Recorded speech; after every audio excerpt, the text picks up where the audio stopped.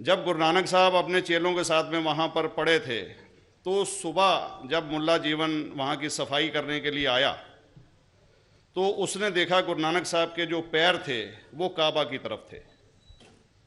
वो गुस्से में चिल्लाया कि ये कौन काफिर है जो कि काबा की तरफ पैर करके पड़ा है, और उसने गुस्से के अंदर आके उनके पैरों को झटका दिया, दूसरी तरफ किया। तो हमारे ग्रंथ के अंदर दर्ज जो किस्सा है उसके अंदर ये है कि काबा भी उस समय हिल गया, जिधर गुरु नानक के पैर जाते थे काबा उधर मुड़ता था। अस्सलामु अलैकुम वरहमतुल्लाहि वबरकातुहू। दोस्तों, कैसे हैं आप लोग? उम्मीद करता हूँ खैरियत से होंगे। आज की इस वीडियो में जो साधु डॉक्टर जाकिर नाइक के पास आते हैं और ये सवाल करते हैं कि एक दफ़ा गुरु नानक जो है मक्कातुल मुकर्रमा जाता है और वहाँ जाने के बाद जैसे ही वो वहाँ पे सो जाते हैं या बैठ जाते हैं, और जब सुबह होती है तो जिसकी जिम्मेदारी होती है वो मौलवियों की जिसकी भी, तो वहाँ आते हैं। देखने के बाद उनके पैरों को देखता है कि उसके पैर जो है काबतुल्लाह की तरफ फैला हुआ रहता है, और वो चीख और चिल्लाता है और कहता है कि ये कौन काफी है कि जिस तरह से पैरों को बिल्कुल काबा की तरफ करके रखा है। फौरन उसके पैरों को खींचकर दूसरी तरफ दूसरे रुख कर देते हैं। तो उसका कहना है कि जैसे ही उसके पैरों को हटाकर दूसरे की तरफ करते हैं तो काबतुल्लाह भी उसके साथ साथ मुड़ जाते हैं। तो क्या ये बात सच है या गलत है या हकीकत में है, जानते हैं इस वीडियो के अंदर। तो चलिए पहले इस वीडियो को देखते हैं किस तरह से डॉक्टर जाकिर नाइक ने इसके जवाब इस वीडियो के अंदर दिया है। तो अंत तक बने रहिए, ये वीडियो बहुत ही ज़बरदस्त होने वाला है। प्रोग्राम में आने में थोड़ा सा देर हो गई मेरे को, और अगर मैं यहाँ नहीं आ पाता तो शायद अपने आप को ज़िंदगी भर माफ़ नहीं कर पाता। आगरा की सरजमी पर आके आपने ये जो रोशनाई जगाई है, ये वाकई में हम तो उस अल्लाह ताला से दुआ करेंगे। जी हाँ, अल्लाह ताला से दुआ करेंगे कि आप जैसे 10-20 और नेक दिल और इतने पढ़े लिखे, इतने इंटेलेक्चुअल आदमी और पैदा करें, जिससे कि जाके आप भारत का कोना कोना, देश का कोना कोना रोशन करें। तहे दिल से स्वागत आपका। मेरा एक छोटा सा सवाल से पहले थोड़ा सा एक, हमारे भी गुरु ग्रंथ साहब के अंदर गुरु नानक साहब ने पूरी दुनिया का चक्कर लगाया, जिसके अंदर मक्का मदीना भी शामिल है। और जैसा कि एक सवाल इससे पहले हो चुका है कि गैर मुस्लिम जो है मक्का मदीना में अलाउड नहीं, या वहाँ का कैंटोनमेंट जो है अलाउ परमिशन नहीं देता। मगर ये तो तय है, आप मानते हैं, इस्लाम मानता है, हम मानते हैं, हमारे ग्रंथों के अंदर दर्ज है। गुरु नानक साहब के 2 चेले थे, एक बाला और एक मर्दाना, एक हिंदू और एक मुस्लिम। मर्दाना की बहुत ख्वाहिश थी कि मुसलमान जब तक पूरा मुसलमान नहीं कहलाने का हकदार, जब तक कि वो काबा का दर्शन ना कराए, तो गुरु नानक साहब उसको लेके और काबा गए। हमारे ग्रंथ के अंदर जो दर्ज है कि जब वो वहाँ पहुँचे, उन दिनों बहुत लंबा ये किस्सा है, 1 साल लगता था, और वो रूट सारा उसका वर्णन है। और वहाँ जब मक्का जो मस्जिद के बाहर साथ ही एक दीवार थी जहाँ पर के भारत के जो मुसलमान दर्शन करने जाते थे काबा के, वो उनको वहाँ ठहराया जाता था। वहाँ की देखभाल जो करता था वो मुल्ला जीवन करता था। जब गुरु नानक साहब अपने चेलों के साथ में वहाँ पर पड़े थे तो सुबह जब मुल्ला जीवन वहाँ की सफाई करने के लिए आया तो उसने देखा गुरु नानक साहब के जो पैर थे वो काबा की तरफ थे। वो गुस्से में चिल्लाया कि ये कौन काफिर है जो कि काबा की तरफ पैर करके पड़ा है, और उसने गुस्से के अंदर आके उनके पैरों को झटका दिया, दूसरी तरफ किया। तो हमारे ग्रंथ के अंदर दर्ज जो किस्सा है उसके अंदर ये है कि काबा भी उस समय हिल गया, जिधर गुरु नानक के पैर जाते थे काबा उधर मुड़ता था। तो वो ज़ोर से चिल्लाया, ये कोई हज़रत है, ये कोई औलिया है। तो उस समय के जो काजी थे मक्का के, काजी रुकनुद्दीन साहब थे, और शाह शरफ, कई हस्तियों के नाम हैं उसमें।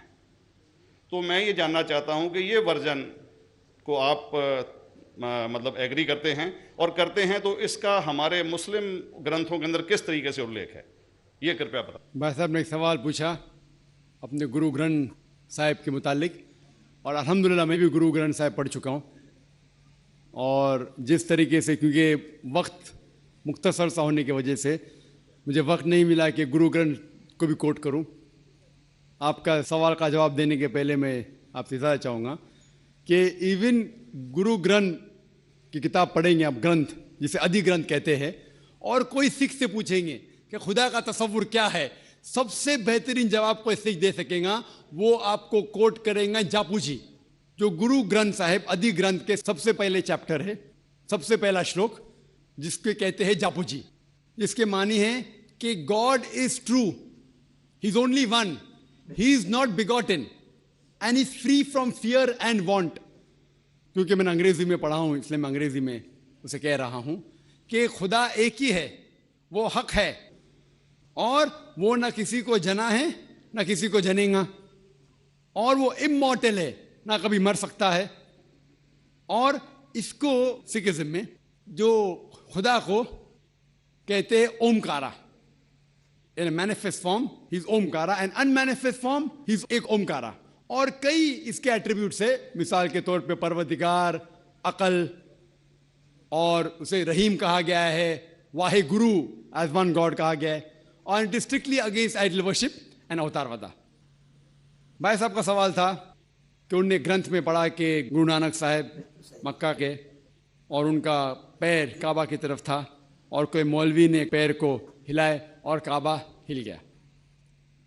क्योंकि ये age of science and technology है, अगर कोई चीज़ जो किताब हजारों साल पहले लिखी गई है, 10,000 साल या 4,000 साल, तो शायद उसके बारे में हिस्टोरिकल रिकॉर्ड मिलना मुश्किल है। हालांकि इवन जीसस क्राइस्ट के बारे में 2000 साल हिस्टोरिकल रिकॉर्ड है, क्योंकि सिखिज्म जो एकदम नया मज़हब है, जितने मज़ाहिब के मुकाबले हिंदुस्तान में नया है, कुछ सैकड़ों साल पहले 15th सेंचुरी में, towards the end of the 15th century, Guru Nanak साहब जो पंजाब के थे, ये मज़हब तो कायम हुआ हार्डली 400-500 या 400-500 साल। और अगर ये मान लो, सपोज मिसाल के तौर पे मान लो, मैं क्यों कह रहा हूं कि मैं नहीं चाहता हूं किसी को बुरा लगे, मान लो ये सच है, मान लो अगर 400-500 साल पहले अगर ये होता था कि काबा इधर से उधर हिल जाता था, तो हिस्टोरिकल रिकॉर्ड में बिल्कुल लिखा होता था। और कई हिस्टोरिकल रिकॉर्ड में ये नहीं कि काबा हिला इधर उधर, कई हिस्टोरिकल रिकॉर्ड आप देखेंगे। हिस्ट्री इतनी अल्हम्दुलिल्लाह 800-900 साल पहले, 1000 साल पहले जो मुगल ने किए, बिल्कुल लिखा हुआ हिस्टोरिकल रिकॉर्ड में।